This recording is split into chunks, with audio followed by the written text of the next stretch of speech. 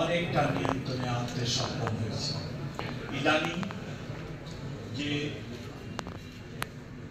অপরাধটি মানুষের মধ্যে সংকট সৃষ্টি করেছে সেটি ছিনতাই, এবং এই ছিনতাইয়ের সাথে জড়িত অধিকাংশ মাদকাসক্ত অল্প বয়সের ছেলেরা, 15 থেকে 20-22 বছরের ছেলেরা নানা ধরনের মাদকে আসক্ত হয়ে এই ধরনের অপরাধে জড়িয়ে পড়ছে। এবং এই ছিনতাইয়ের অধিকাংশ 80% হচ্ছে মোবাইল ছিনতাই। আপনার বাসে, প্রাইভেট কারে যখন জানলা খুলে একজন যাত্রী যাতায়াত করেন বা মোবাইলে কথা বলেন, এই ছেলেগুলা রাস্তার পাশ থেকে এসে মোবাইলটা নিয়ে দৌড় দেয়। এদেরকে হাতে নাতে ধরা অত্যন্ত কঠিন কাজ। আমার অফিসারদের কাছে একটি বড় অস্ত্র থাকে, তার বুট পরা থাকে, ইউনিফর্ম পরা থাকে, আর এই ছিনতাইকারী থাকে খালি পায়ে বা একটা কেস পরা, তার সাথে দৌড়িয়ে পারাটা অনেক জটিল। তাই প্রথমত আমি ঢাকাবাসীকে অনুরোধ করব, আপনার মোবাইল,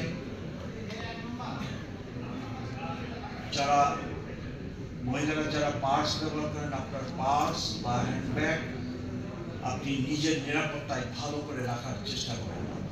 আমরা আপনাদেরকে এই ব্যাপারে সাহায্য করব, কিন্তু নিজের ব্যক্তিগত ব্যাগ এবং মানি ব্যাগ, পার্স, মোবাইল নিজে একটু নিরাপদে রাখার চেষ্টা করবেন। তাহলে এই কাজটির মাধ্যমে আপনি আমাদেরকে সহযোগিতা করতে পারবেন। ছিনতাইয়ের ব্যাপারে গত 1 সপ্তাহে আমি ব্যাপক ব্যবস্থা নিয়েছি। দিনে এবং রাত্রে আমার প্যাট্রোল সংখ্যা বৃদ্ধি করা হয়েছে এবং ডিবিকেও আমি এই কাজে লিপ্ত করেছি।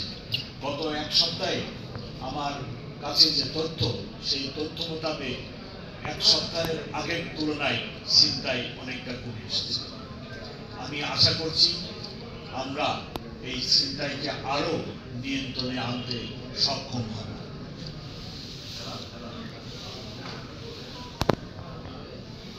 আমি শুধু মেট্রোপলিটন পুলিশ এবং তার কার্যক্রমেই অনেক কথা বলে ফেললাম।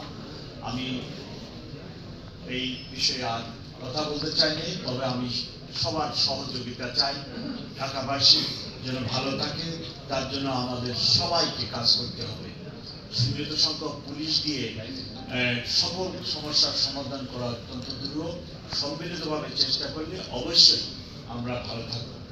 আজকে এই বার্ষিক সাধারণ সভার বিষয় নিয়ে আমি জানলাম আগামীতে নির্বাচন আছে।